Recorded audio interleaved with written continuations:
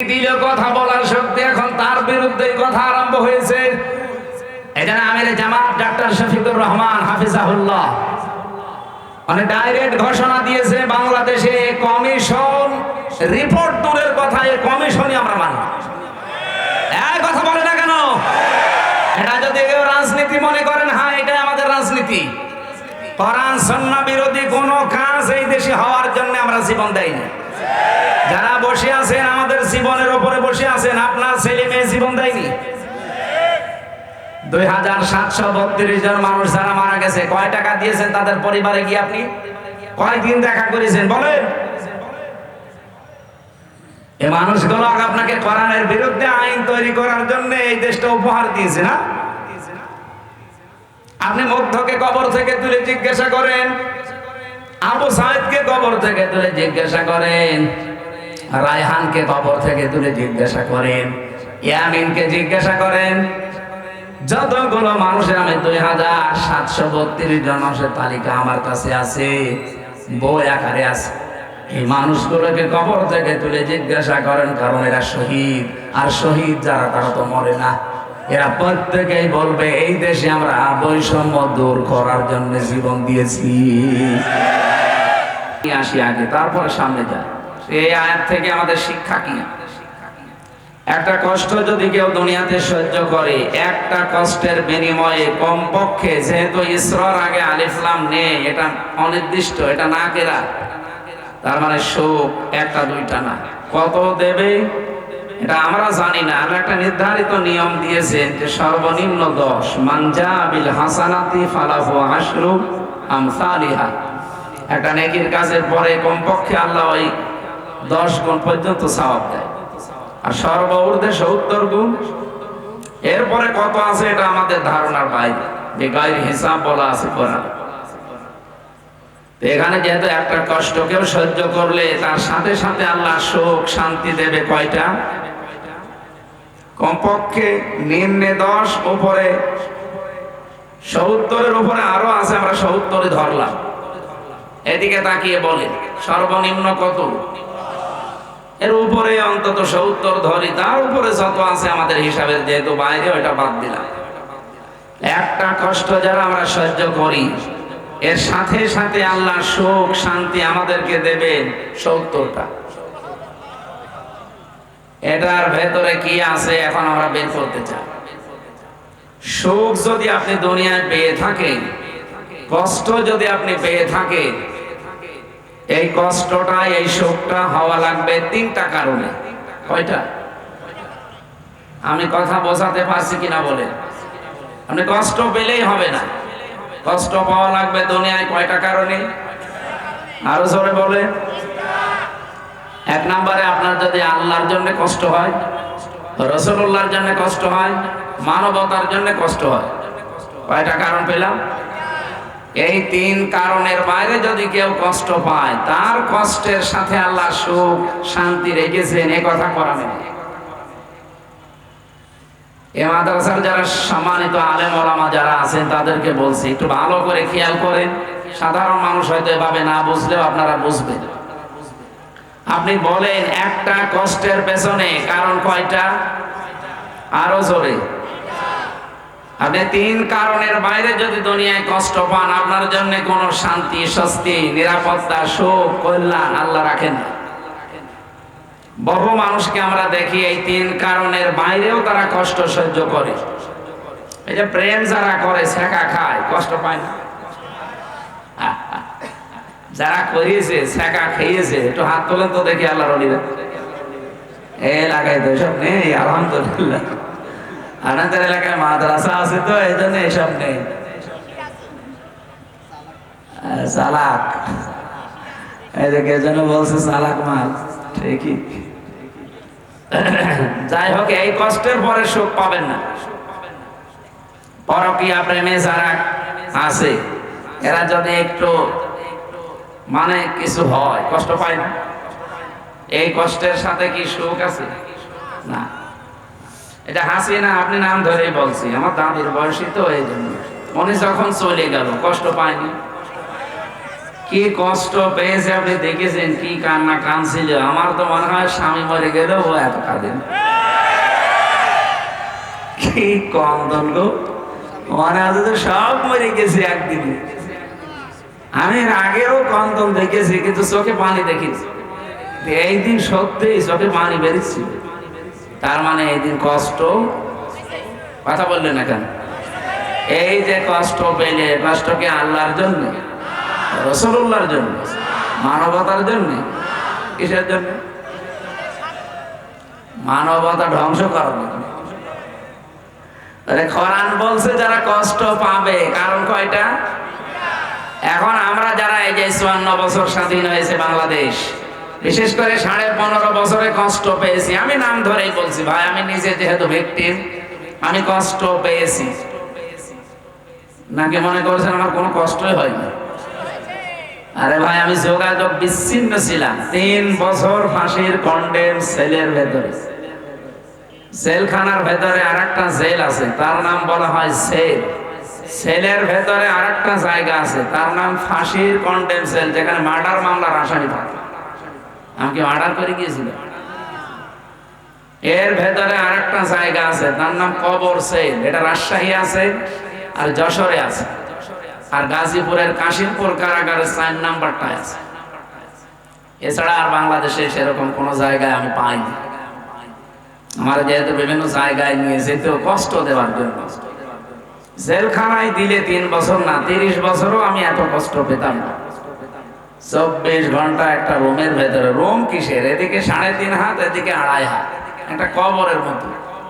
এর সামনে আবার টয়লেট দেওয়া, ওর ভেতরে খাওয়া, ওর ভেতরে গোসল, ওর ভেতরে ঘুমানো, ওর ভেতরে পড়াশোনা। তারপরেও যদি একটু ১০-১৫ দিন পরে বাড়িতে একটু কথা বলতে দিতে হচ্ছে, কেউ বেঁচে আছে না মরে গেছে না। ৩ বছর দেখা সাক্ষাৎ নেই, কথা তো নেই। অথচ সারা জেলখানার লোক যারা ফাঁসির ১০ জন ফাঁসির আসামি, মানে ১০টা মার্ডার করেছে, সেও আমার সামনে অন্তত ৭ দিন পরে পরে একবার কথা বলে, ১৫ মিনিট ২০ মিনিট করে বাড়ি। এই যে কষ্টটা আপনি দিলেন, আমার কি কিছুই হয়নি? মানে নিজেকে একটু দাঁড় করান তো। আমার এই বয়সে, আমার তখন ৩০ বছর ছিল, এখন তো ৩৩। এই বয়সে এই কষ্টটা আমি যদি অপরাধ করে পেতাম, আমার কোন কষ্ট লাগতো না। আমি যদি 10টা মার্ডার করে যেতাম, আমাকে কষ্ট দিতে, আমি মেনে নিতাম। আমরা যে মামলা দিলে, ও মামলা তো শয়তানও বিশ্বাস করে। আমার মামলা দিয়েছে যে আমি আনসারুল্লাহ বাংলা টিমের প্রধান সারা বাংলাদেশে। অথচ কি ও ছাতা আমি জীবনে নামই শুনি। আনসারুল্লাহ বাংলা টিম যে কি, এটা জীবনে আমি নামও শুনিনি ওর আগে। ওই জেলে যেয়ে শুনলাম যে আনসারুল্লাহ বাংলা টিম নামে একটা টিম আছে। ওদেরকে জঙ্গি বানিয়ে বিভিন্ন দেশের মোড়লদেরকে ইন্ডিয়ার প্রেসক্রিপশন অনুযায়ী এই দেশে যারা দায়িত্বে ছিল তারা দেখাতো যে এই দেশে জঙ্গি আছে। অথচ এই যে ডিএমপি কমিশনার এখন আমাদের ঝিনাইদহ বাড়ি, শেখ সাজ্জাদ হোসেন, মানে ৩ দিন আগে জানিয়েছে যে বাংলাদেশে জঙ্গি বলে কিছু নেই, এগুলো সব নাটক ছিল। কারণ একজন মহিলা নাটক লিখতো, আর কাউন্টার টেররিজমের ডিবিতে যারা কাজ করে তারা এগুলো সব মন্তস্থ করত। যেহেতু যিনি নাটক লিখবে তিনি পালিয়েছে, যে নাটক লিখবে, আর যারা মন্তস্থ করবে তারাও তো পালিয়েছে। যারে তারে নিয়ে যে জঙ্গি বানিয়ে যায় না, শুধুমাত্র যারা ইসলাম পন্থী, যারা আলেম ওলামা, এদেরকে হয়তো নিয়ে যে ১ মাস ২ মাস ১ বছর ২ বছর গুম করে রাখে। ওই মিনি আয়না ঘর আছে, বিগ আয়না ঘর আছে, এখানে নিয়ে যে রাখে মাটির নিচে। ১-১.৫ মাস ২ মাস ২ বছর ৫ বছর পরে বের করবে। এত বড় বড় নখ হয়ে যায়। আমি নিজেও তো ১০ দিন ছিলাম, প্রথমে দেখেছি ওই যে দেওয়ালে লিখে রাখে, এই বড় বড় নখ দিয়ে লিখে রাখে যে ভাই কেউ যদি বাইরে যেতে পারেন এই নাম্বারটা অন্তত জানাবে যে আমি বেশি আছি। সে লোকটা জানে না যে এটা কোন বছর চলছে, এটাতে ২০২৫ সালও জানে না। এমনকি লোকটা জানে না যে এখন কয়টা বাজে, বা এটা কোন মাস চলছে, কি বার, এটা কি দিন না রাত, এখন কি সূর্য উঠেছে না রাতের গভীর, ওর কিচ্ছু জানা নেই। আমিও তো 10 দিন জানি না যে আমি কি সূর্যের আলো কোনোদিন দেখতে পারবো, সূর্যের আলো কেমন হয়। 10 দিনেই মনে হয় আমি ভুলে গেছি। বলেন তো, যে একটা 10 বছর 12 বছর পড়ে আছে একটা ঘরে এভাবে, তাও হাতের সাথে পায়ের সাথে শিকল লাগানো। আপনি নিজেকে ওই জায়গায় দাঁড় করান তো, কেমন লাগে আপনার? এই যে নখ তোলে যে সমস্ত জিনিস দিয়ে মেশিন, এগুলো আমাকে দেখিয়েছিল যে এগুলো আমরা দিয়ে নখ তুলি। আমার আগে ছাত্র দলের এক ভাইকে নিয়ে গেল, ও নখ তুলবে। এরকম একটা চেয়ার আছে, চেয়ারে বসিয়ে হাতের সাথে পায়ের সাথে ক্লিপ লাগিয়ে দেয়, গলার সাথে একটা বেল্ট লাগিয়ে দেয় যেন আপনি নড়তে না পারেন। একটা মেশিন আছে, ওইগুলো নিয়ে এসে হাতে আর পায়ের কাছে ধরে। একটা টিপ দেওয়ার পরে একবারে আপনার এই হাতে আর পায়ের 20টা নখ খুলে চলে আসে। আরে নখ খুলে আসলে তো ছেড়ে দিলে তো হয়, ওর উপরে তখন ওই যে পাতলা মিহি যে লবণ আছে না, মোল্লা সল্ট, ওইটা ছিটিয়ে দেয়। ওটা শুনতে এমন লাগছে, তাহলে আমার কেমন লাগেছে বলেন তো? শিবিরের সভাপতি ছিল দেলাওয়ার ভাই, ওনার একটা নখও পায়নি, প্রত্যেকটা তুলে লবণ দিয়েছে। উনি সেন্সলেস, জানে না যে আমি মরে গেছি না বেঁচে আছি। তার আছে না পাতলা আছে মিহি তার, এই তার গরম করে লাল হয়ে যায়, তখন লজ্জাস্থানে ঢুকিয়েছে। পুরুষাঙ্গ ওনার নষ্ট হয়ে গেছে।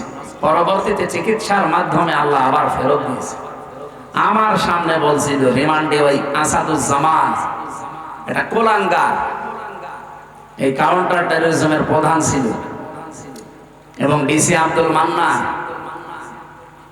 আরো চট্টগ্রামে বাড়ি আতিকুর রহমান ভুইয়া এডিসি।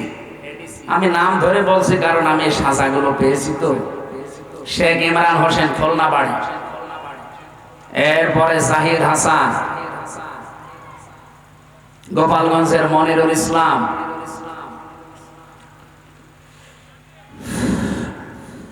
ওই সময় ডিসি ছিল নজরুল ইসলাম মোল্লা, ডিবির এডিসি ছিল মশিউর রহমান। নামগুলো শুনলে একটু শান্তি লাগছে না, যে কত সুন্দর সুন্দর মুসলমানের নাম, অথচ মানুষগুলো আল্লাহ একজন আছে, আমার এসে মরা লাগবে এটা বিশ্বাস করে। আল্লাহর ভুল ধরতো আমার সামনে, কোরআনের আয়াতের বিভিন্ন বাংলা কটিশন বলতো, বলতো যে আল্লাহর এটা ঠিক হয় না, আল্লাহরে সে মানে না, তাই আমারও ছাড়বে। এই 10 দিনে যে আমি কত গালি খেয়েছি আমার মা বাবা তুলে, আমি জানি আর আল্লাহ জানে। আর সাইদি সাহেব কেমন হয়, প্রতিদিন 50টা করে গালি দেয়। মামলা আমারে দিয়েছেন, আমার যদি দোষ থাকে আপনি খোঁজ করে বের করেন, আমারে কিছু বলেন। সাইদি সাহেবের গালি দেন। এই মানুষগুলো একটা শুধুমাত্র এভাবে বসিয়ে রাখবে, একটা সুইচে টিপ মারলে 1 মিনিটে আপনি 120 বার ঘুরবে। আপনার মাথার মগজ উলট পালট হয়ে যাওয়ার কথা না। ওই বাইরে যখন নিয়ে এসে আমার পাশের রুমে দিল, কি চিৎকার করে কান্না। এতে কঠিন ভয়ঙ্কর একটু বর্ণনা বললাম, এটা কিন্তু আমি ফেস করে এসেছি। এটা এখন আমার বুকে ব্যথা, মাজায় ব্যথা, পিঠে ব্যথা, ডায়াবেটিস, এগুলো একটা রোগও আমার ছিল না। সব এই জেলখানায় 3 বছরে হয়েছে, কারণ ভেতরে তো কোনো চিকিৎসা নেই। একজন ডাক্তার আছে 10,000 মানুষের জন্য, একটা ডাক্তার, মহিলা ডাক্তার, তাও সব রোগের কথা তার কাছে বলাও যায় না। আর যে রোগের কথাই বলি ছাতা একই ওষুধ দেয়। যদি বলি ম্যাডাম আমার হাতে ব্যথা, ওই একই, মাথা ব্যথা একই। কেউ যদি বলে আমার ননু ব্যথা, ওই একই। মানে আমার সামনে একজন যে বলছে যে আমার এই জিনিসে ব্যথা, ওই একই বলি। মহিলা করবে কি? কারণ এই কথা কি ওনার সামনে বলা যায়? একজন পুরুষ মানুষ, যেখানে 25-30 বছর বয়স আমার, আমি এই জিনিস দেখাতে পারবো তার কাছে?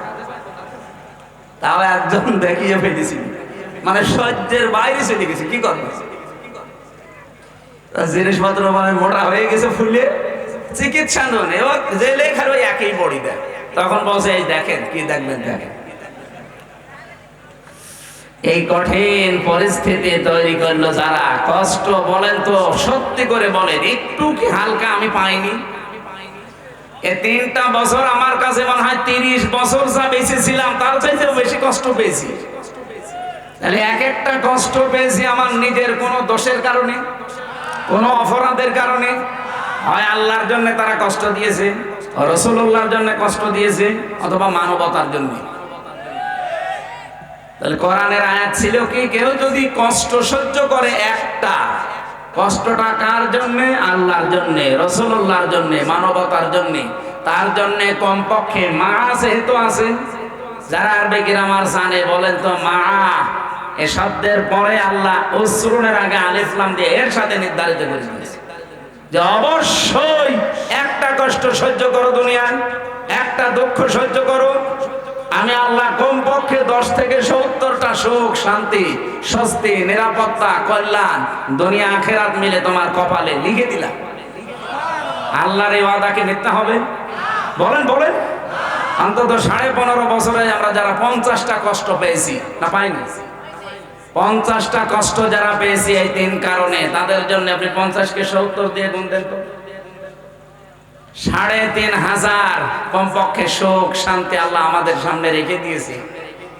এগুলো দুনিয়া আখিরাতে আল্লাহ আমাদেরকে দেবে, এরপরে অন্য কিছু। এরপরের আয়াতটা যেহেতু আল্লাহ রিপিট করেছেন এই জন্য বলছি। আল্লাহ রাব্বুল আলামিন বলেন ইন্না মাআল উসরি ইসরা। আগেরটা শুনে যেমন শান্তি পেয়েছো, পরেরটা একটু শোনো কেমন লাগে বলবো।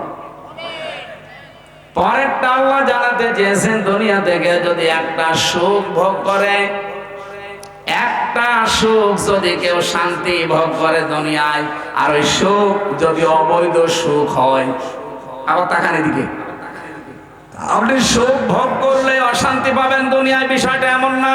সুখ যদি হয় অবৈধ সুখ, এই শান্তিটা যদি অবৈধ শান্তি হয়ে থাকে, একটা সুখ শান্তি ভোগ করার বদলে এর সাথেও যেহেতু মা আছে, আপনি অবশ্যই দুনিয়াতে কমপক্ষে 10 থেকে 70টা অশান্তি দুনিয়ায় পাবেন। আগেরটা শুনে তো ভালোই লাগছিল, ছাতা পরেরটা বলে তো কেমন লাগছে। দুনিয়াতে আপনি একটা সুখ ভোগ করছেন, কিন্তু সুখটা অবৈধ সুখ। নওগাঁবাসী ইমান থেকে বলবেন, যদি থেকে থাকে আপনার বিবেকে যদি কাজ করে, 15.5 বছরে যারা ছিল তারা সুখ পায়নি। কথা বলছে না কেন? এই সুখটা কি বৈধ সুখ না অবৈধ? আপনি সুখ ভোগ করবেন করেন, কিন্তু বৈধ ভাবে করেন। এই 15.5 বছরে 3 বার যারা ভোট করে নাম দিয়ে আপনি গেলেন ক্ষমতায়, সুখ পেলেন। আপনি তো ভোট করে যাননি, কারণ আমি নিজে ভিকটিম। 33 বছর বয়স এখন আমার। 18 বছর থেকে যদি ভোট দিতে আরম্ভ করতাম, আমি 3 বার ভোট দিতে পারতাম, একবারও পারি নাই। তার মানে 3 বার যারা ছিল বৈধ না অবৈধ? বলেন বলেন। অবৈধ ভাবে থেকেও কি তারা সুখ পায়নি? আপনি কি এত আসতে পারেন কেন? যারা অবৈধ সুখ পেয়েছেন, যদি মনে করেন 50টা সুখ আপনি ভোগ করেছেন, এক একটা সুখে যদি কমপক্ষে 70টা করে দুঃখ আপনার কপালে থাকে, হিসাব করে আগেরটা যেমন দিলেন, এবার বলেন কত হয়? 3500। আমি করার মাথায় নিয়ে বলতে পারবো আল্লাহর কথা, 100 ভাগ প্রতিফলন হবে। আপনি বিশ্বাস না করতে পারেন, আমি 100 ভাগ বিশ্বাস করি, কারণ এর ভেতরে কোনো সন্দেহ নেই, সন্দেহর লেশ মাত্র। যালিকাল কিতাবু লা রাইবা ফীহ। আল্লাহ পাক বলেন আমার এই কোরআনের ভেতরে যত তথ্য দেওয়া আছে, সন্দেহ তো দূরের কথা, সন্দেহের অবকাশ নেই, মিথ্যা তো দূরের কথা। তাহলে বাস্তবে যেটা বললাম কোরআন দিয়ে আপনি এবার নিজের জীবনে মিলাবেন। মাস্ট বি দুনিয়ায় যারা অবৈধ সুখ ভোগ করেন, এই যে পরকীয়া প্রেমী যারা আছে, তারা কি সুখ পায় না? সুখ না পেলে 2-3টা ছেলে মেয়ে রেখে চলে যায়, ও মনে হয় গিয়েছে। এত জোরে বলেন কেন? এলাকায় যদি কেউ অবৈধ সুখে থাকেন, এই মুহূর্তে আপনি থেমে যান। আর সুখ আপনি হয়তো কিছু পাচ্ছেন, এক একটা অবৈধ সুখের কারণে কমপক্ষে 70টা দুঃখ সামনে আপনার অপেক্ষা করছে। সুতরাং এই প্রেম ছেড়ে দেওয়া লাগবে, পরকীয়া প্রেম। যারা রাজি আছেন হাত তোলেন তো। তার সাথে লাইন আপনার বিয়ে করেছে, বিয়ে করলে তো আপনারা লাইন করার দরকার। আমি এখান থেকে একটা শিক্ষা দিতে চাই, যেহেতু রেকর্ড হচ্ছে, এটা জাতির জন্য বলবো। এটা আমার অন্য দিকে নিয়েছেন না, হুজুর যা বলে সব আমার গায়ে লাগে। যেহেতু অবৈধ সুখ ভোগ করলে এক একটার জন্য শাস্তি কয়টা? আরো জোরে। এতদিন যারা এগুলো করেছে তাদের এখন শাস্তি আপনি দেখতে পাচ্ছেন। এত কিছু তারা করেছে যে এখন ভোগ করতে পারছে না। কয়েকদিন আগে সিঙ্গাপুরে ছিলাম, মালয়েশিয়া, কয়েকটা দেশ ঘুরছিলাম। দেখি এই দেশ থেকে যারা পালিয়ে গেছে ওরা কিন্তু ওই দেশের সাহেব পাড়া বানিয়েছে, সেকেন্ড হোম ওদের আছে, থাকতে পারে না, তালা লাগানো থাকে হচ্ছে হোটেলে। আমি সেই হোটেলে উঠেছিলাম, নিচে নেমে দেখি দুই শয়তান চা খাচ্ছে। কি গো হুজুর? হুজুর আমরা আগেই পালিয়েছি। আপনি পালাইলেন কেন? আপনার না 620টা বাড়ি। হয়তো চট্টগ্রামের একজন ছিলেন না, কি মন্ত্রী যেন, ভূমি মন্ত্রী, 620টা বাড়ি আছে শয়তান। একজনের বাড়ি লাগে কয়টা বলেন তো? আমার বাবার একটা বাড়ি, তাই আমি থাকার সময় পাই না। আর শয়তানে 5 বছরে 620টা বাড়ি বানিয়েছে। আমার মনে হয় এই 9 মাস যদি থাকতো ও আরো 200 বাড়ি বানাইতো। বানিয়ে কি করলে? একটা তো থাকতে পারেন না। এখন এই যে হোটেলে থাকা লাগে, কয়দিন থাকবেন এভাবে? সাহেব পাড়ায় থাকতে পারেন না, হলে থাকবো ওখানে। বাংলাদেশের 20 লাখ মানুষ এই মালয়েশিয়া আছে, আমার পিটিয়ে ভর্তা বানিয়ে ফেলবে। অবৈধ সুখ যারা ভোগ করেছেন, আল্লাহর কসম, এক একটা অবৈধ সুখের জন্য 70টা করে অশান্তি পাবেন দুনিয়া আখিরাত মিলে। এর বাস্তব প্রমাণ আমার কুষ্টিয়ার হানিফ নূর বাড়ি। ওই আগস্টের 5 তারিখে বিকাল বেলা তো একটা নাজিল হয়েছিল আযাব, আবার এই ফেব্রুয়ারির 5 তারিখে আযাবুল বুলডোজার নাজিল হয়েছে, পুরাটা মিশিয়ে দিয়েছে। অথচ কি দাপট ছিল দেখেছেন? আগস্টের 5 তারিখের আগ পর্যন্ত দাপট কি গো? ক্ষমতা ভোগ করেছে, কিন্তু ওটা কি বৈধ না অবৈধ? আমরা চাই আপনাদের, আমি হিতাকাঙ্ক্ষী, কে কোন দল করেন এখন আমার সব চিন্তাবাদ, কারণ আমি কোরআনের আলেম। কোরআন যেহেতু সবার, আমিও এখন এক কথা বলেন না কেন? কেউ নিজের দিকে টেনে কথা বলবেন না, আমি সবার জন্য বলছি। যেহেতু অবৈধ সুখ ভোগ করলে কি হয় আমরা এখন হাড়ে হাড়ে টের পাচ্ছি, দেখতেও পাচ্ছি। আগামীতে যারা চেয়ারে বসবেন, এই চেয়ারে কেউ যেন বসে অবৈধ সুখ ভোগ করতে না পারে। আর এর জন্য কি নিয়ম আছে কিছু? এই জন্যই তো ছাত্ররা জীবন দিয়েছে, চেষ্টা যেন অন্তত নিরপেক্ষ ভাবে মানুষ চেয়ারে বসতে পারে। হবে দিনের ভোট, রাতে হবে। আমি যা বলছি যদি একটা কথা মিথ্যা প্রমাণ করতে পারেন, আমি এখনই বন্ধ করে দেব। সংস্কার না করে যদি আপনি আবার এখনই নির্বাচন আজকেই দিয়ে দিন, নির্বাচন হবে কিন্তু 24 সালের মতো। দিনের ভোট রাতে হয়ে যাবে, আমি গ্যারান্টি দিয়ে বলতে পারি। কারণ এই যে বাংলাদেশের যে কয়টা ডিসি, যে কয়টা এসপি, যে কয়টা টিওনো, যে কয়টা ওসি, সেগুলো আছে, শুধু চেয়ার পাল্টিয়েছে। নওগাঁর ডিসি গেছে কুষ্টিয়ায়, কুষ্টিয়ারটা কুমিল্লায়, কুমিল্লারটা চট্টগ্রাম, মাল তো একই আছে, খালি জায়গা পাল্টিয়েছে। ওই মালদের হাতে যদি এখন আপনার দিয়ে দেন, ওরা কি ওই এতদিন 15 বছর যা করেছে ও আল্লাহর ওলিরা তাই করবে? এই কথা বললেন না কেন? এখানে জিনিস পাল্টান, সংস্কার তো এমনি বলছে না। সংস্কার মানে এগুলো পাল্টিয়ে দেন। জালেম যারা ছিল, জালেমদের দোসর যারা ছিল, একটাও যেন চেয়ারে না থাকে, সব পাল্টিয়ে নতুন মানুষের জায়গায় দেন। আরো আসতে বলেন। নির্বাচন আমি আজকে বিকাল বেলা দিতে বলছি, দেন। রাত শেষ হলে সকালে দিয়ে দেন, কিন্তু এগুলো পাল্টিয়ে দেন। সত্যি বলছে, এগুলো পাল্টিয়ে না দিলে আল্লাহর কসম যা ছিল আবার তার চাইতে বেশি খারাপ হবে। আর এভাবে যদি কেউ চেয়ারে বসতে পারে, বলেন তো ওইভাবে চেয়ারে বসলে বৈধ না অবৈধ? অবৈধ সুখ পাই আপনি কি করবেন দুনিয়ায়? কয়দিন ভোগ করবেন অবৈধ সুখ?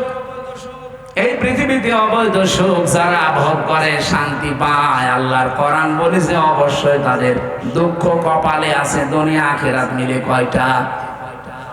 বলেন বলেন। এবার আপনার যা ভালো লাগে আপনি তাই করেন।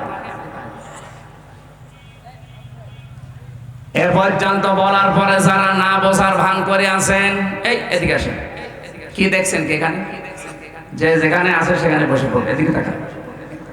কি বুঝলেন এই দুইটা আয়াত দ্বারা? আগে শিক্ষা বের করে সামনে যাওয়া লাগবে। এখন থেকে সিদ্ধান্ত নেওয়া লাগবে না যে জীবনে যদি কষ্ট সহ্য করি আল্লাহর জন্য করব, রাসূলুল্লাহর জন্য করব, মানবতার জন্য করব। এই কথা বলেন না কেন? আর সুখ যদি ভোগ করেন অবৈধ ভাবে, একটা ক্ষতি হবে কয়টা? এরকম পাগলেও চাইবে। এরকম পাগল যদি থাকে নওগাঁয় থাকতে দেবেন না, ওরে পাঠাবেন কোথায়? বলছে পাবনা। পাগলা গানাদার পাবনায় লাগবে না, নওগাঁর একটা বানানো লাগবে। কথা বলে না কেন? এরকম পাগল এখনো দেশে আছে। অবৈধ সুখ আমরা একটা হাদিস পড়েছিলাম, শুনেছেন না? আপনাদের এদিকে মন নেই। আনা আবি যাররিন রাদিয়াল্লাহু তাআলা আনহু قال قال النبي صلى الله عليه وسلم من ادعى ما ليس له فليس منا وليتبوأ مقعده من النار رواه مسلم। এটা নড়ে কেন? কি সমস্যা আছে? হাঁটাহাঁটি বন্ধ করে। এত নড়লে তো আমি এখানে হাঁটাহাঁটি যাতে খুব জরুরি না থাকে করবেন না, একটু নিস্তব্ধ পরিবেশ দিন। হাদিসটা এখানে যেহেতু আলিম মাদ্রাসা, আপনারা নিজেরাও পড়ান মুসলিম শরীফের হাদিস, আমি জানি, কিন্তু এখান থেকে দুইটা তথ্য আমি বের করতে পেরেছি। এদিকে তাকান। নবীজি বলেন মানে দাআ মা লাইসা লাহু ফালাইসা মিন্না, যে জিনিস তোমার না ওইটা যদি নিজে দখল করে নাও, নিজের আয়ত্তে রেখে দাও, যেই দিন এই কাজ করবা ওই দিন থেকে তুমি আমি নবীর উম্মত নেই। শুনে নাউজুবিল্লাহ পড়ছেন, বাস্তবতা বলবো। যেই জিনিস আপনার না ওইটা যদি নিজের আয়ত্তে নিয়ে নেন, যেভাবেই হোক, প্রতারণা করে হোক, সিটারি বাটপারি করে হোক, ধোঁকাবাজি করে হোক, ছিনতাই করে হোক, ডাকাতি করে হোক, চাঁদাবাজি করে হোক, যেভাবে হোক যদি নিজে ওইটা নিজের আয়ত্তে নেন, অথচ জিনিসটা আপনার না, যেই দিন এই কাজ করেছেন ওই দিন থেকে আপনি আর নবীর উম্মতের তালিকায় নেই। নওগাঁবাসী বিবেক দিয়ে বলেন, যদি কেউ নবীর উম্মত না থাকে সে হয় ইহুদি, খ্রিস্টান, মুশরিক, মাজুসি। ৪,৫০০ ধর্মের লোক এখন দুনিয়ায় আছে। আমি বাইরের দেশগুলোতে গিয়ে মিশেছি তাদের সাথে।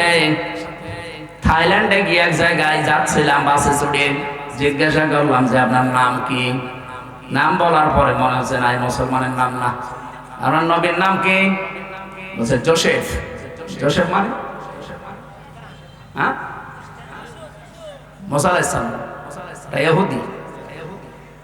আর একজনের সাথে সিঙ্গাপুরে দেখা হয়েছিল, জিজ্ঞাসা করলাম আপনার নবীর নাম কি? বলছে যিশু। যিশু মানে ঈসা আলাইহিস সালাম।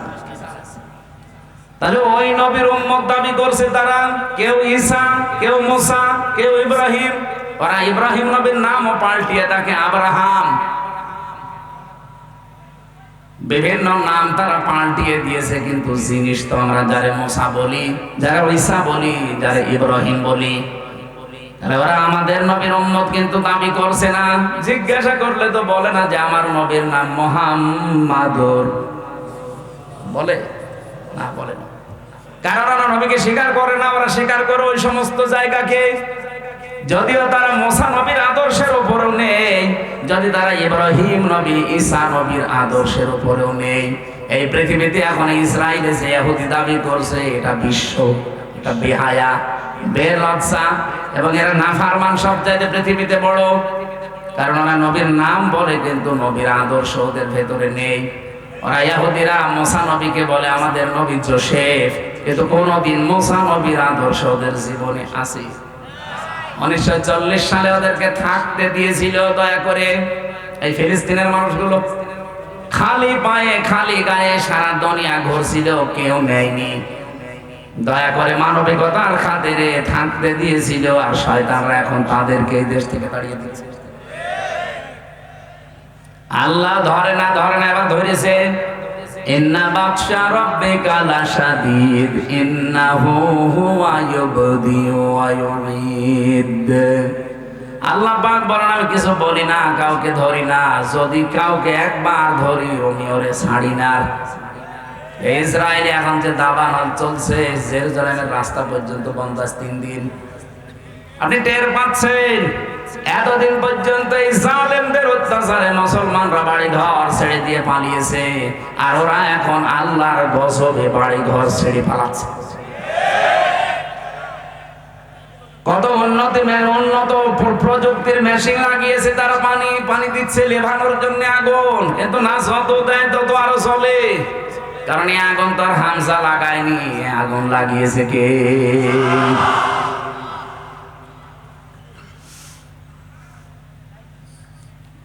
ওই জিনিস তো আপনাদের দখলে থাকার কথা ছিল না, আপনারা দখল করে নেন কোন কারণে?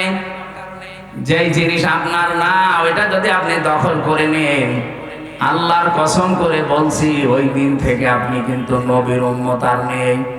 আগস্টের 5 তারিখের পরে অনেক মানুষের চরিত্রে আমরা এগুলো দেখতে পেয়েছি। যে জিনিস যার না সেইটা নিজের করে নিয়েছেন। আপনি মনে করছেন কি আপনি নামাজ পড়েন, রোজা রাখেন, আপনি হজ করে এসেছেন, বিশাল পাগড়ি মাথায় দেন, জুব্বা গায়ে দেন, আপনি নবীর উম্মত আছেন? কে বলেছে আপনাকে? আপনি যদি নবীর উম্মত থাকেন এই হাদিসটা না মানার পরেও, তাহলে আব্দুল্লাহ বিন উবাই নবীর উম্মত। কে কথা বলেন এখন?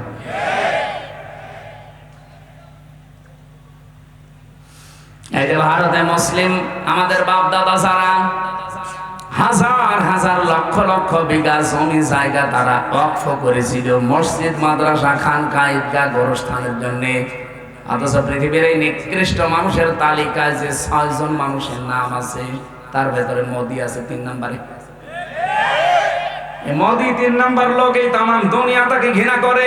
শুধু বাংলাদেশের মানুষ আমরা না, তাম দুনিয়া। এটা রিপোর্ট দিয়েছে মাইক্রোসফট, খ্রিস্টানরা বানিয়েছে রিপোর্ট। পৃথিবীর 257টা রাষ্ট্র মিলে তারা রিপোর্ট বানিয়েছে পৃথিবীর নিকৃষ্ট মানুষ কারা। 6 জনের নাম এসেছে, নেতানিয়াহু একজন, মোদি একজন, আর যেটা পালিয়েছে ওইটা আছে। ওটা নিজে ডাকতেও নাম বলা যাচ্ছে না। আপনি কি মনে করছেন এই মানুষগুলোকে শুধুমাত্র আমরা খারাপ বলছি? কে বলেছে? তামাম দুনিয়ার যত সৃষ্টি আছে ওদেরকে সামনে নিয়ে যান, ওরা এই নামগুলো শুনলে ঘৃণা ভরে প্রত্যাখ্যান করছে। একটু বিবেকের তাড়নায় কথা বলেছিলাম। ভারতের একজন সেনাবাহিনীর একজন দায়িত্বশীল, তাকে আজকে নামিয়ে দিয়েছে, বাদ দিয়ে দিয়েছে। বিবেক বহির্ভূত কাজ পৃথিবীতে সবচাইতে বেশি করছে এখন ইন্ডিয়া। মুসলিমদের এই বিষয়গুলো এখন তারা ওয়াকফ আইন বাতিল করে দিয়ে নতুন করে অবৈধ আইন বানিয়ে এখন মুসলমানদের এই সম্পদগুলো সব নিয়ে নিচ্ছে। সম্পদ নিয়ে নিলে তো হয়, আগে ধরেছে তারা আল্লাহর ঘর মসজিদগুলো, একটা একটা করে সব মসজিদ তারা ভেঙে গুড়িয়ে দিচ্ছে। পৃথিবীর মানুষেরা মাটির নিচে আমরা শুনি যে তারা তেল পায়, গ্যাস পায়, সোনা পায়, রূপা পায়, আর এই শয়তানরা শুধু মাটির নিচে মন্দির পায়। তাও যেখানে সেখানে মন্দির পায় না, শুধু মসজিদের নিচে। যে মসজিদ ভাঙ্গে বলে এখানে 500 বছর আগে মন্দির ছিল। আমরা যদি এখন বাংলাদেশে আওয়াজ তুলি যে ঢাকার স্বামীবাগে যে ইস্কন মন্দির, এটা 1000 বছর আগে মসজিদ ছিল, মেনে নেবে? এই জন্য হিন্দু ভাইদেরকে বলবো, আজকে গোবিন্দ পরামানিকের বক্তব্য শুনেছেন, হিন্দু মহাজোটের মহাসচিব তিনি, সভাপতি। এই লোকটা জানাচ্ছে তামাম পৃথিবীর হিন্দুদেরকে আহ্বান জানায়, এই মাতাল মোদিকে আপনারা থামান। কারণ শুধু হিন্দুদের জন্য না, তামাম পৃথিবীর মানবতার জন্য আজ ক্যান্সার হয়ে দাঁড়িয়েছে।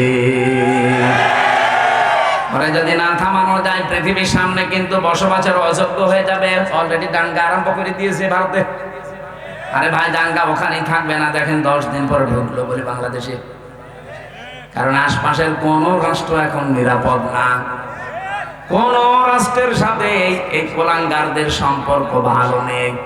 ওদের সম্পর্ক ভালো আছে মালদ্বীপের সাথে। যে কয়েকদিন আগে আমার এই হোসাইন মালদ্বীপ শ্রীলঙ্কা ঘুরে আসবে, সব মালদ্বীপের সাথে ওদের সম্পর্ক ভালো নেই, শ্রীলঙ্কার সাথে ভালো নেই, ভুটানের সাথে ভালো নেই, পাকিস্তানের সাথে তো নেই, আফগানিস্তানের সাথেও ভালো নেই, মায়ানমারের সাথে ভালো নেই।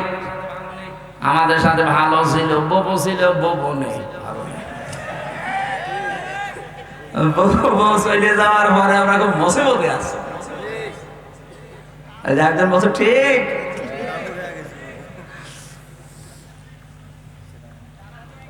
বউরে এতদিন শুনতাম নাকি যে স্বামী স্ত্রীর সম্পর্ক, এটা তো মিথ্যা কথা। কারণ দাদা তো ফুল হাতা আর আমরা হাফ হাতা। ফুল হাতা বোঝে?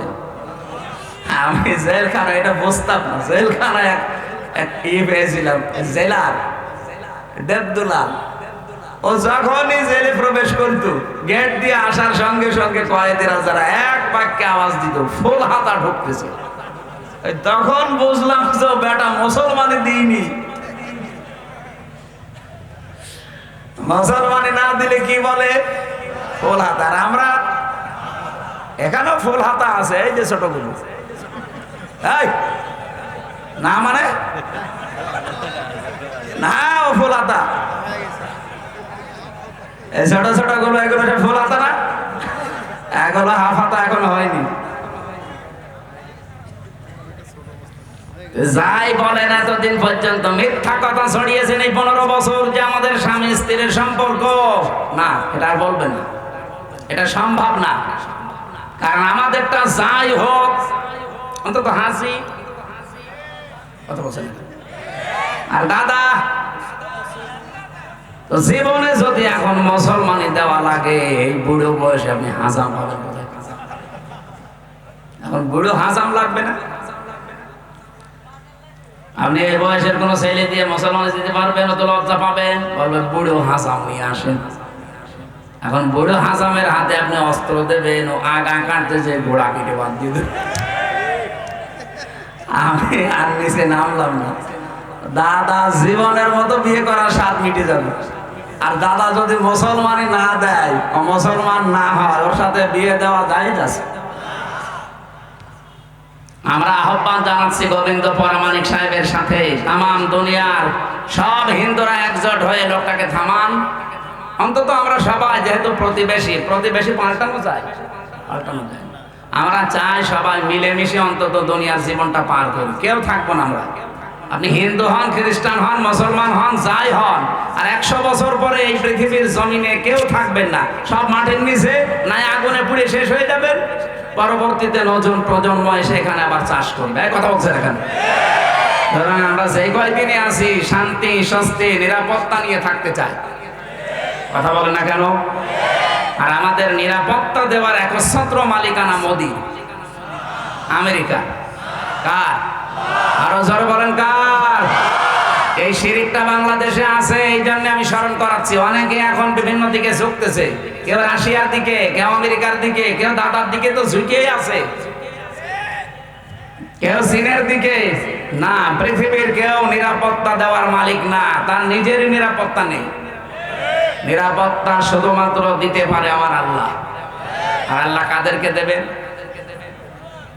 কোরআনে কারিমে সূরা আনআম 7 নাম্বার পারা 17 নাম্বার পৃষ্ঠার 1ম নাম্বার লাইনের 82 নাম্বার আয়াতে আছে, আল্লাযীনা আমানু ওয়া লাম ইয়ালবিসু ঈমানাহুম বিযুলমিন উলাইকা লাহুমুল আমনু ওয়া হুম মুহতাদুন। বলেন আল্লাহু আকবার। আল্লাহ পাক বলেন দুনিয়ায় যারা ঈমান আনবে আর ঈমানের সাথে যারা শিরক জুলুম, এখানে জুলুমুন মানে আর শিরকিন, যারা জুলুম এবং শিরিক তাদের ঈমানের সাথে মিশ্রণ করবে না, উলাইকা লাহুমুল আমন, এই মানুষগুলোই আল্লাহর কাছে নিরাপত্তার হকদার। ও বাংলার মুসলমানেরা, আমরা তো আর খ্রিস্টান না, আমরা তো এখানে মুশরিক না, আমরা এখানে 92% মুসলমান। অন্যান্য ইবাদত বন্দেগী কম থাকতে পারে, কিন্তু নামের আগে আমার মুহাম্মদ আছে। 92% মুসলমান আমরা। শান্তি, স্বস্তি, নিরাপত্তা আল্লাহ দেবেন। উলাইকা, আল্লাহ বলেন আঙ্গুল দিয়ে মনে হচ্ছে দেখাচ্ছে, ইসমে ইশারা, উলাইকা লাহুমুল আমন, এই মানুষগুলোই লাহুমুল আমন, এদেরকে আমি আল্লাহ নিরাপত্তা দেব, এরা নিরাপত্তার হকদার। যদি তারা ঈমান আনার পরে ঈমানের সাথে শিরিক আর জুলুম মিশ্রণ না করে। বাংলাদেশে ঈমানদার যারা দাবি করতাম তাদের সাথে শিরিক আছে না নেই? জুলুম আছে না নেই?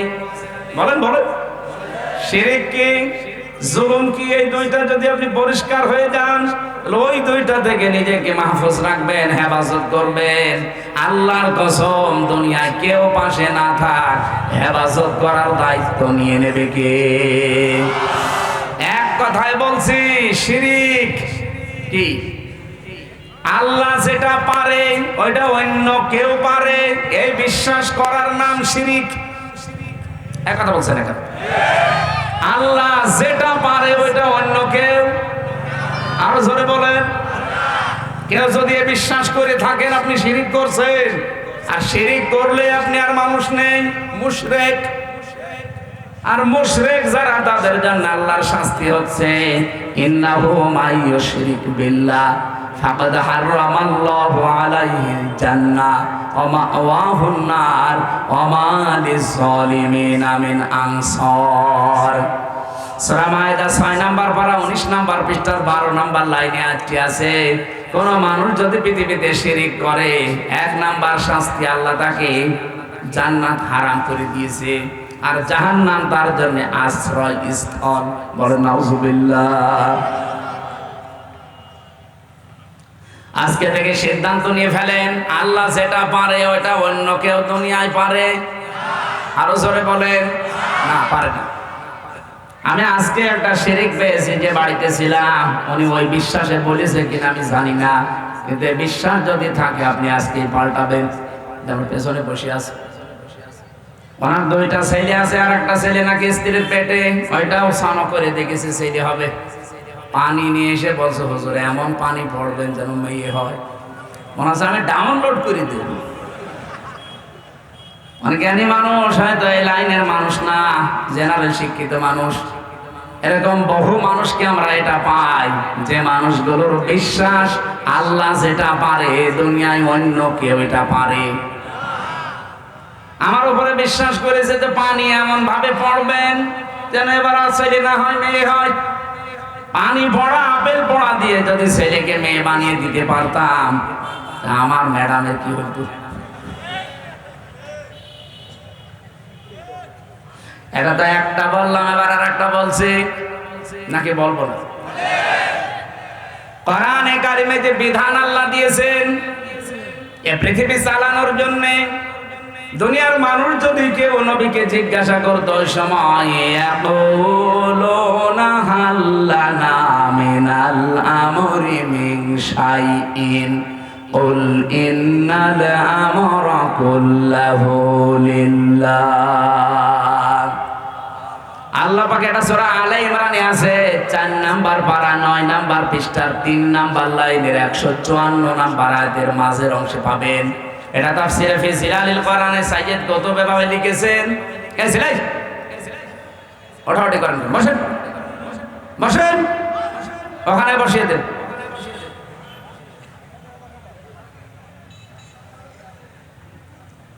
রব্বুল আলামিন বলেন, নবী মানুষ যদি আপনাকে জিজ্ঞাসা করে যে দুনিয়া চালাতে তো আইন কানুন লাগে, এগুলো কি আমরা বানাতে পারি?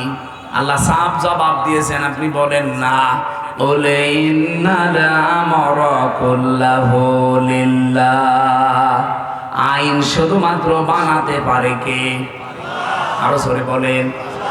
আল্লাহর দেওয়া আইনের পাশাপাশি কেউ যদি আইন বানায় সে শিরিক করছে। কি কথা বলেন? আপনি 318 পৃষ্ঠার এই বইটা পড়েন, এই যে নারী কমিশন বানিয়েছে যেটা, পুরোটা পড়ে দেখেছি আমি। এখানে আমার দৃষ্টিতে প্রত্যেকটা পয়েন্টে তারা ভুল করেছে, আর অধিকাংশগুলো আল্লাহর কোরআনের আয়াতের বিরুদ্ধে লিখেছে। ওরা 3 নাম্বার পয়েন্টে এটা লিখেছে যে দেহ আমার, সিদ্ধান্ত আমার। এটা কোরআনের আয়াতের বিরুদ্ধে। সূরা আরাফ এটা 8 নাম্বার পারা 16 নাম্বার পৃষ্ঠার 12 নাম্বার লাইনের 54 নাম্বার আয়াতে আছে, মাঝের অংশে পাবেন আলা লাহুল খালকু ওয়াল আমরু। আল্লাহ বলেন এই পৃথিবী বানিয়েছি আমি, সিদ্ধান্ত দেবে কে? আর ওরা বলছে দেহ আমার, সিদ্ধান্ত আমার। আরে ভাই, দেহ আপনার মানে? আমার এই যে 33 বছর বয়স, 34 বছর আগে আমির হামজা নামে কোন অস্তিত্ব ছিল? আসতে বলেন। হালাতা আলাল ইনসান হাইনুম মিনাদ দাহরি লাম ইয়াকুন শাইয়াম মাযকুরা। মানুষের জীবনে কি এমন সময় যায়নি যখন সে উল্লেখ করার মতো কিছু ছিল না? আমি তো 34 বছর আগে আমার বাবার বিয়ে হয়েছে, 35 বছর আগে, 34 বছর আগে অন্তত আমি দুনিয়ায় উল্লেখ করার মতো হামজা ছিলাম না। তে দেহ আমার হয় কি করে? এখন যদি বলেন না আমার মা বাবার, কে বলেছে আপনার মা বাবার? বিজ্ঞানের কাছে জিজ্ঞাসা করছেন যে দেহটা কে বানিয়েছে? বিজ্ঞান বলছে বাবার স্ফলিঙ্গ দিয়ে দ্রুত গতিতে যে পানিটা বের হয়ে যায়, এইটা দিয়ে কমপক্ষে 4টা জিনিস তৈরি হয়।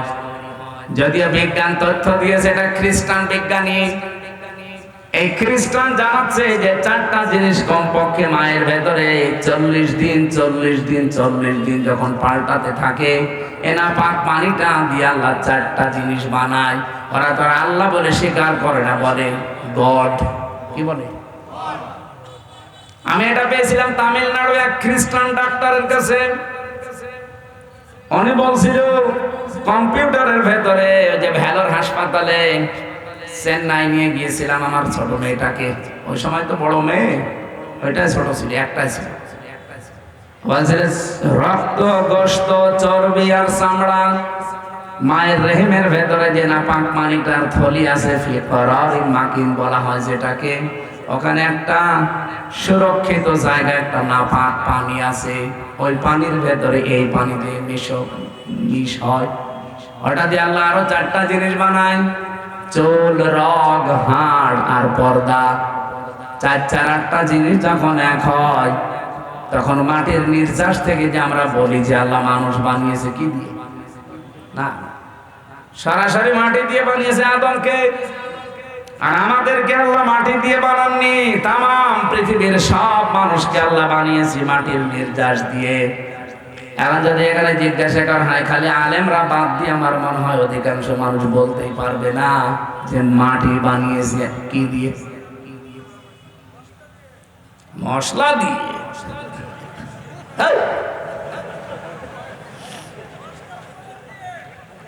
মাটির ভেতরে পাবেন আপনি oxygen, silicon, aluminium, iron, calcium, potassium, sodium, magnesium, nitrogen, hydrogen.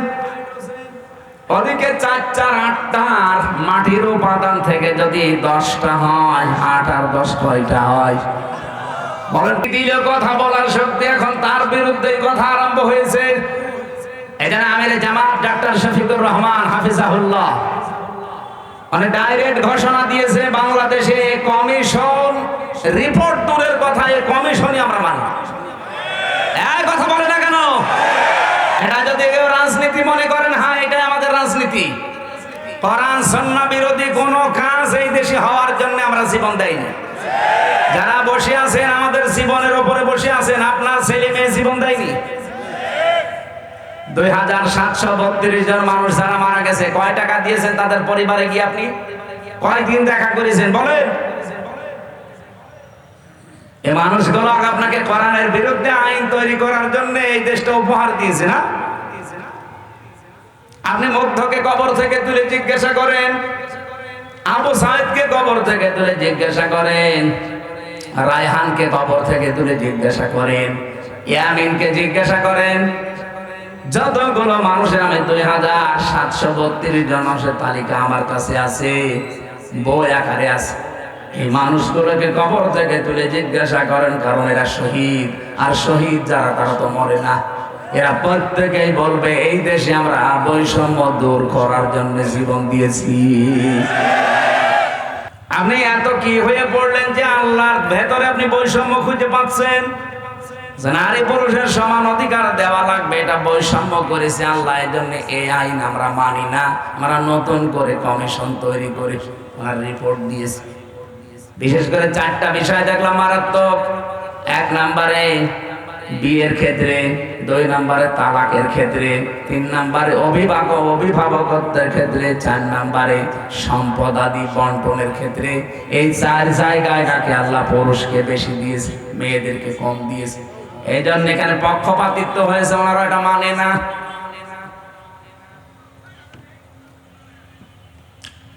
আমরা স্পষ্ট ভাষায় তাফসীর মাহফিলের রেকর্ড হয়, তামাম দুনিয়া যাচ্ছে, সবাইকে আহ্বান জানাচ্ছি, আগস্টের 5 তারিখ কিন্তু শেষ হয়ে যায়নি। কথা বলেন না কেন? মে মাস অলরেডি শুরু হয়ে গেছে, সামনে জুন, জুলাই 36, আর মাত্র 1 মাস বাকি আছে। রিপোর্ট দেওয়া দূরের কথায় কমিশনে যেহেতু মানি না, যদি মানতে বাধ্য করেন কিন্তু 36শে জুলাই আবার এদেশে আসবে। আর যদি আবার 36শে জুলাই এদেশে আসে, এত বড় পাওয়ারফুল মানুষ যখন থাকতে পারে না, তাদের শিকড় কোন জায়গা থেকে কোন জায়গা ছিল আপনারা তো নিজেরাও জানেন।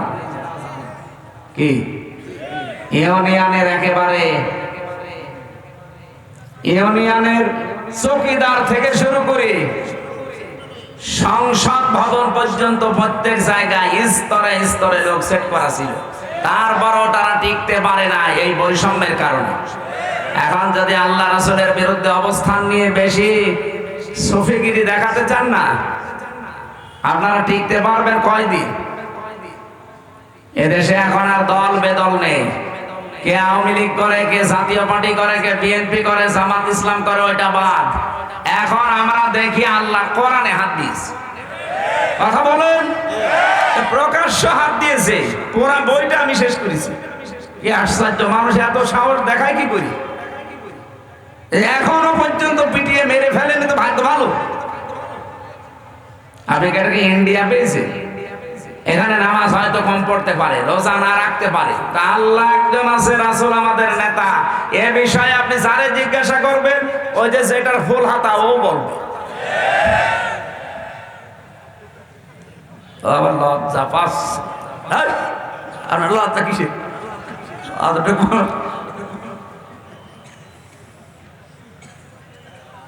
না, আমি হাসির ছলে বলি নাই, বাস্তবতা এটা আমরা সতর্ক করে দিলাম। এরপরেও যদি কেউ মানতে না চান, নিজের কপালে নিজে আগুন লাগাবেন। যে যখন চেয়ারে থাকে সে তখন গিয়ারে থাকে। চেয়ার পেয়েছেন তো গিয়ারে আছেন, টের পাচ্ছেন না কিছু।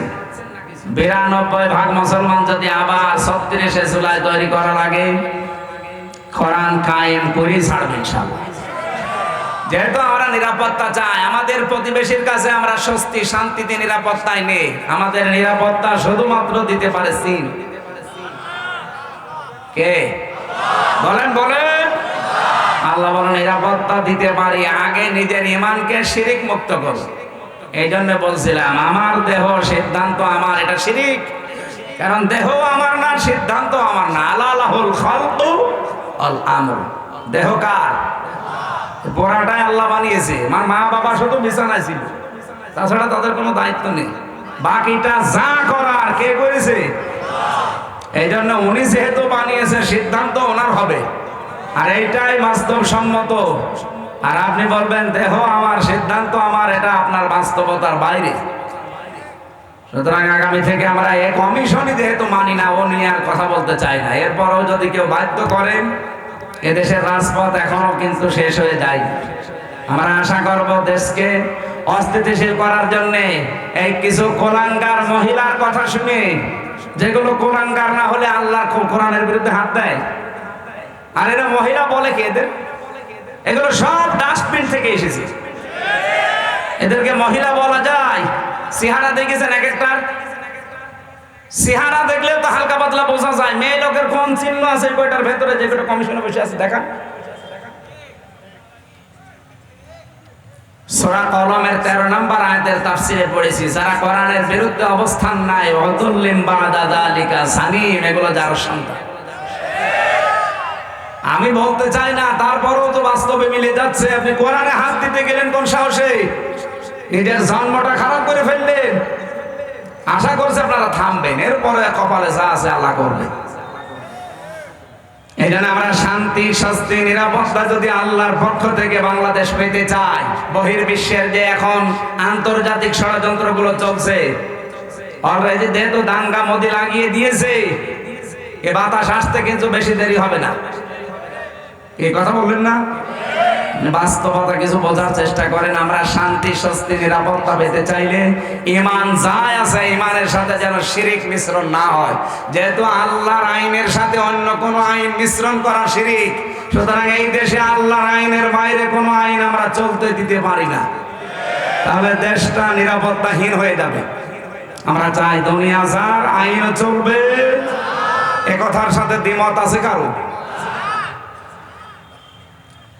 আবার ভাইরা, নামাজ যদি আপনার কমও থাকে, রোজা আপনার কম হয়েছে, পর্দা পশিদা কম হয়েছে, কিন্তু ঈমানটা যদি সত্যি আপনি পরিষ্কার রাখতে পারেন, আকীদা যদি আপনি বিশুদ্ধ হতে পারে, অল্প কিছু করলে আপনাকে আমার আল্লাহ নাজাত দিয়ে দেবেন। আখলিস দীনাকা ইয়াকফিকাল আমালুল কলিল, তোমার ঈমানকে খাঁটি করো, অল্প আমলে নাজাতের জন্য এইটাই যথেষ্ট হয়ে দাঁড়াবে। আল্লাহ হাদিসটা মেনে চলার তৌফিক দিন, বলেন আমিন। ও বাংলার মুসলমানেরা, যে হাদিস পড়ে ব্যাখ্যা করছিলাম, যে জিনিস আমার না, ওটা যদি জোর করে আমি নিজের আয়ত্তে রেখে দেই, আমি ওই দিন থেকে নবীর উম্মত আর। সুতরাং আগস্টের 5 তারিখের পরে কাউ যদি এই কাজ করে থাকেন, কারো চরিত্র যদি এরকম সমস্যা থাকে, আগে এটা ফেরত দিয়ে দেন। এটাকে আমি এনাকে বললাম, আপনাকে বললাম, যে করেছেন তারে বলেছি। যারাই করেছেন এগুলো আপনি নিজে তো জানেন, কারটা কি দখল করেছে সেটা ফেরত দিয়ে দেন। হ্যাঁ, যদি আপনার জিনিস এতদিন দখল হয়ে যায়, ওটা যদি আপনি ফেরত পেয়ে থাকেন, আপনার অসুবিধা নেই। কথা বোঝা গেছে? আপনারই ছিল, ওটা হাত ছাড়া হয়ে গিয়েছিল, দখল করে নিয়েছিল, এখন ওটা আবার ফেরত পেয়েছেন, আপনি হাদিসের আওতা মুক্ত থাকবেন। সে যেন জাহান্নামে নিজের একটা স্থান তৈরি করে নিল, বলেন নাউজুবিল্লাহ। আল্লাহ আমাদের হেফাজত করুন। সূরা মুনাফিকের 4 একটা মাত্র আয়াত পড়েছি। আমাদের আজকের আলোচনার বিষয় ভণ্ড বিশ্বাসী। বাংলাদেশে নেই? আছে মানে? নবীজি ইন্তেকালের আগে কিন্তু এই কথা জানিয়েছেন যে ভণ্ড বিশ্বাসী, যেটা আরবিতে বলা হয় মুনাফিক, বাংলায় কি বলে? কপটতা, ভণ্ড বিশ্বাসী, লোক দেখানো, এই মানুষগুলো পৃথিবীতে কোনো ইহুদির ভেতরে তৈরি হবে না, খ্রিস্টানের ভেতরে হবে না, মুশরিকদের ভেতরে মুনাফিক তৈরি হবে না। মুনাফিক যদি তৈরি হয়, দুনিয়ায় শুধুমাত্র তৈরি হবে মুসলমানদের ভেতরে। যেহেতু আমরা এদেশে এখন 92 ভাগ, এজন্য মুসলমানদের ভেতরে মুনাফিক তৈরি হওয়ার সম্ভাবনা বেশি। আমি আবার মুনাফিক হয়ে গেলাম না তো? আল্লাহ পাক বলেন, ওয়াইদা রাআইতাহুম তুজিবুকা আজসামুহুম ওয়া ইয়াকুলু তাসমা'ু লিকাউলিহিম কান্নাহুম খুশুবুম মুসান্নাদা। হে নবী, আপনি যখন মুনাফিকদেরকে দেখবেন, যেহেতু মুনাফিকের এই জাতটা অন্তরের সাথে সম্পৃক্ত, দেখলে আপনি নিজে পর্যন্ত আশ্চর্য হয়ে যাবেন যে এ কি গো, তা আমার চাইতেও বড় বুজুর্গ।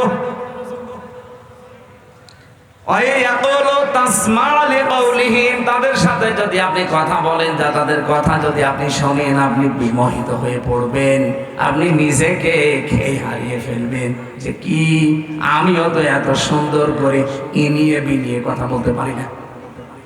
মুনাফিকদের উপরে ফিটফাট ভেতরে। বলেন বলেন। রব্বুল আলামিন তাদের উদাহরণ দিতে গিয়ে জানিয়েছেন কান্নাহুম খুশুবুম মুসান্নাদা, তারা যেন কাঠ খোদাই করা দেওয়ালের মতো। এত সুন্দর একটা উদাহরণ আল্লাহ সেট করেছেন, এটা পড়লে আমার কাছে কোরআনে কারিমের এই যে বালাগাত ফাসাহাত পরিপূর্ণ আমার আল্লাহ কোরআন, এই আয়াতটা তার প্রমাণ। কান্নাহুম খুশুবুম মুসান্নাদা, এর বাংলা অর্থ দাঁড়িয়েছে মুনাফিকদের দৃশ্য মনে হয় কাঠ খোদাই করা দেওয়ালের মতো। চাকচিক্যময় দেওয়ালগুলো দেখলে আপনি কিন্তু ভুলে যাবেন, খেয়ে হারিয়ে ফেলবেন। আর একটা বাংলায় কথা আছে, ফিদা হয়ে যাবেন। এটা আঞ্চলিক ভাষায় কি বলে? এটা কিছু দেখলে ফিদা হয়ে যায়। আমি আঞ্চলিক ভাষাটা এলাকা জানি না, জানে বলতে পারছি না। এটা বাংলায় লেখা পেয়েছি, ফিদা হয়ে যাবেন আপনি। কার্যকারিতা, কারুকার্যতা দেখলে মানুষ নিজেকে হারিয়ে ফেলেছে। কি গো, শিল্প এত সুন্দর হতে পারে? আল্লাহ পাক বলেন ইয়াহসাবুনা কুল্লা সাইহাতিন আলাইহিম, মুনাফিকরা ধারণা করে উচ্চ কথা বললেই মনে হয় তাদের কোনো কিছু ফাঁস হয়ে যাবে। হুমুল আদব্য, তাদেরকে শত্রু হিসাবে চিহ্নিত করে রাখবেন। আমি কোন কয়েকটা বলছি। ফাহজারহুম, তাদের থেকে সতর্ক থাকবেন।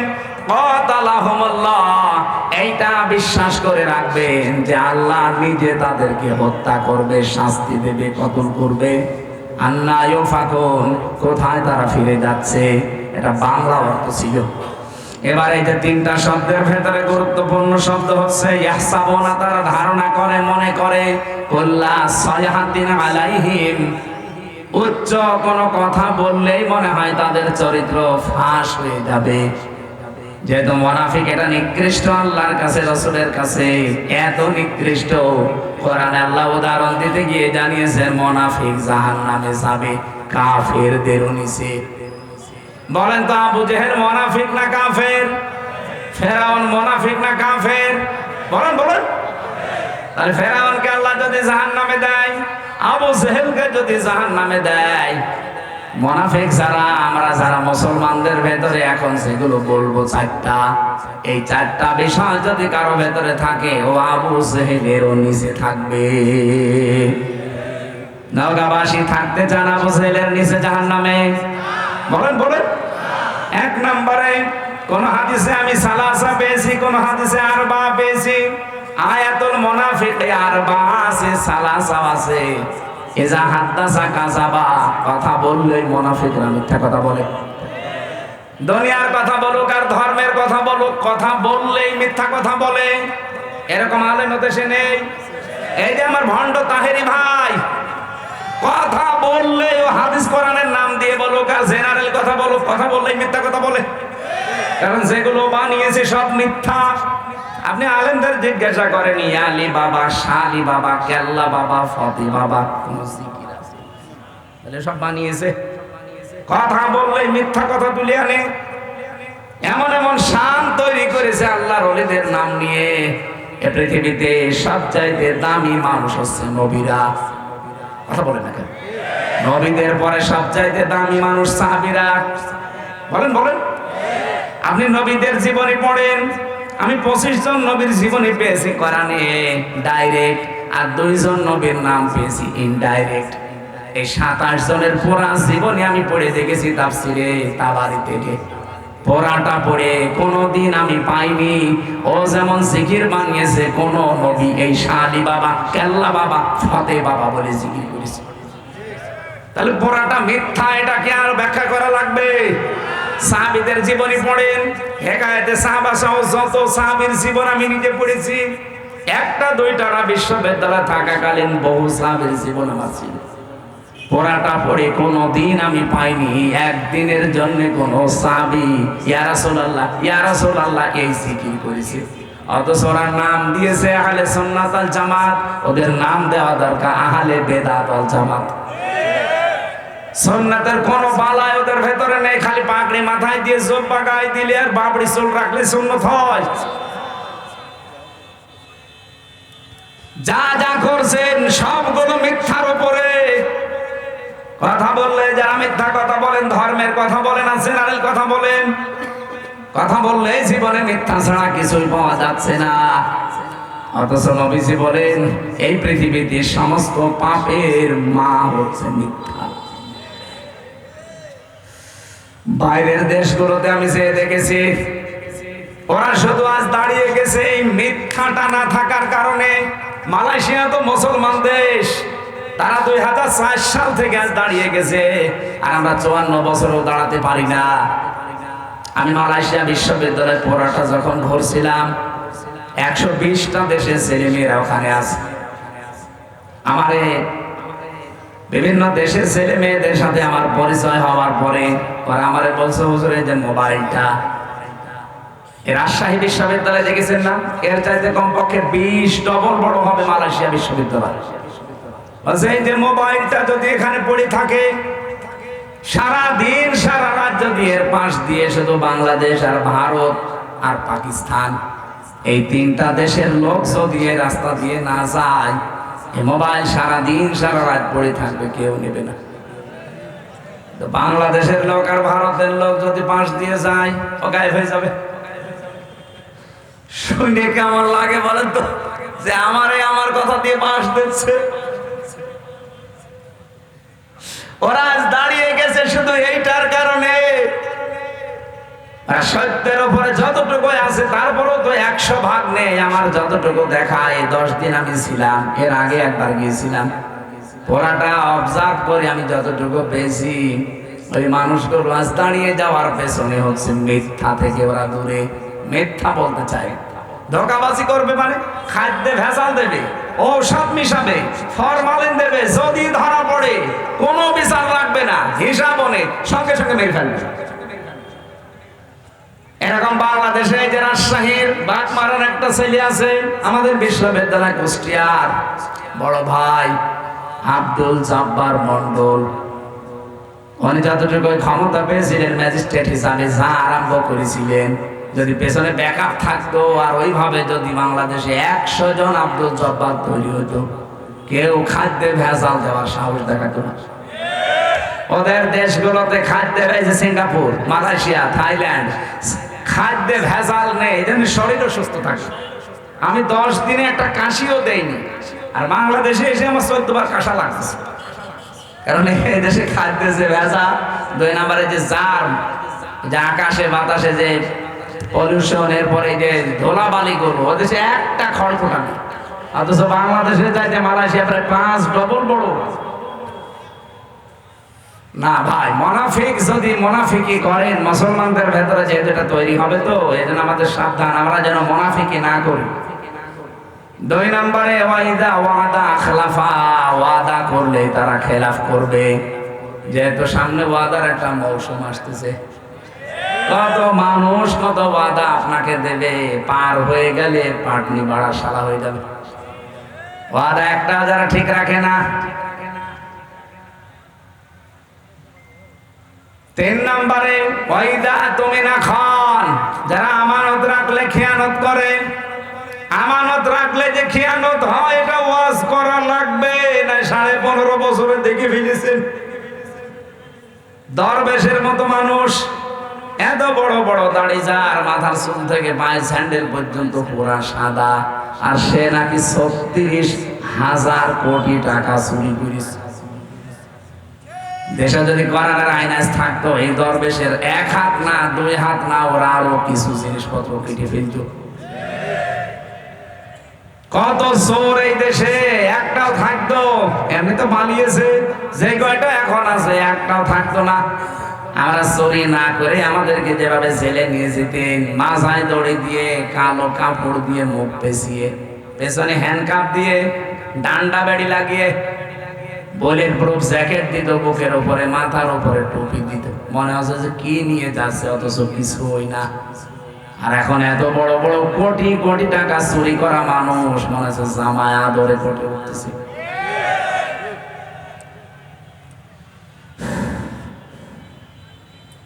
এই চোরগুলো যা করেছে, ওদের সাথে যারা মিশত, এই মানুষগুলো এখন আশ্চর্য। কে সেদিন একজন কাঁদছিল, এনবিআর চেয়ারম্যান, মনে যদি এত টাকা মানুষ পাচার করতে পারে, এগুলো সব রাষ্ট্রীয় সম্পদ ছিল না? বলেন বলেন। হযরত ওমর বলেন, একবার আমি রাষ্ট্রের হিসাব করছিলাম, মোমবাতি ধরিয়ে অথবা শলাকার উপরে জয়তুনের তেল লাগিয়ে আমি একটা হিসাব করলাম। হঠাৎ করে দেখি রাতের বেলা দেশের প্রধান বিচারপতি হযরতে আলী আমার বাড়িতে আসার পরে সালাম দিয়ে জিজ্ঞাসা করলাম, প্রধান বিচারপতি, আপনি কি এসেছেন রাষ্ট্রের কোনো কাজ না নিজের কোনো কাজ নিয়ে?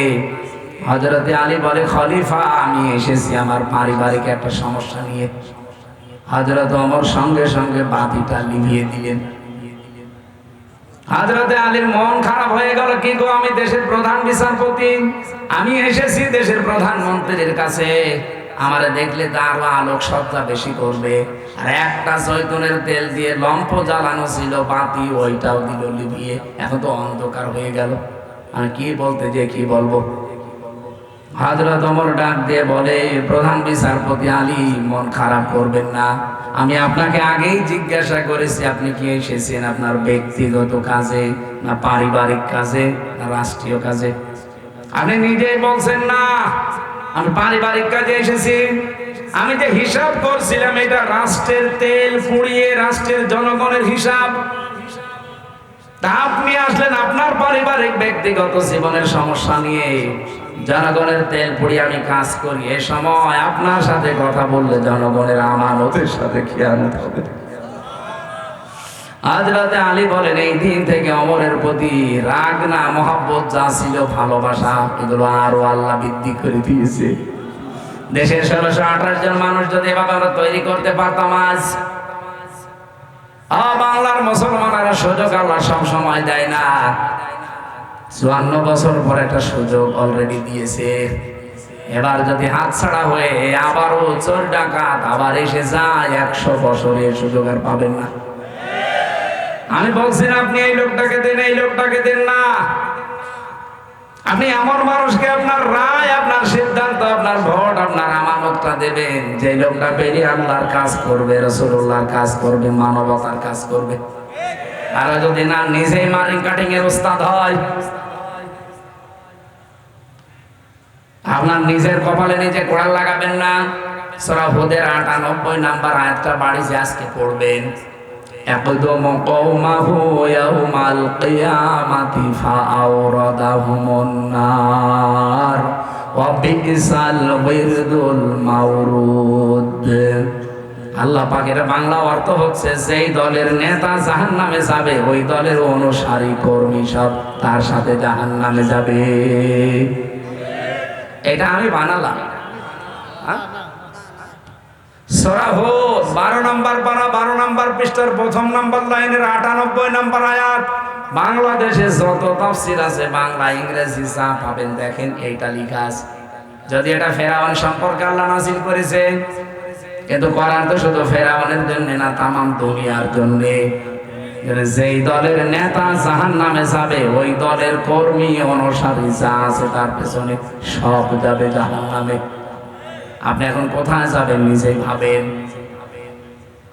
4 নাম্বারটা যেটা বলতে চাই, এটা অনেকে আমরা বলতে চাই না, এটাও আছে 4 নাম্বারে হাদিস, যে মুনাফিক তারা যারা কথা বললেই, কারো সাথে একটু ঝগড়া হলেই কথার আগে গালি দেয়।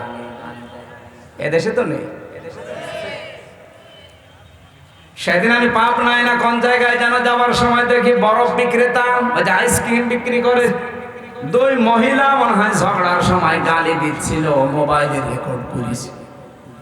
এমন গালি, একবারে 1 থেকে Z পর্যন্ত পুরা গালি 8-10 মিনিট রেকর্ড করে আবার বরফ বিক্রি করছে ওই মোবাইলের সাথে, কিভাবে মেমোরি কার্ডে সেট করে মাইকে ছেড়ে দিয়েছে। জোরে বাবা, গালি মানুষ এইভাবে দিতে পারে? বুড়ো বুড়ো এরকম মানুষ দেখি, যুবক ছেলে যুবতী মেয়ের সামনে তার মাকে গালি দেয়। এরকম বুড়ো দেশে নেই? আপনি মানুষ? হ্যাঁ, মুরব্বী যারা আছেন নিজের স্ত্রীকে গালি দেন, কারা হাত তোলেন তো।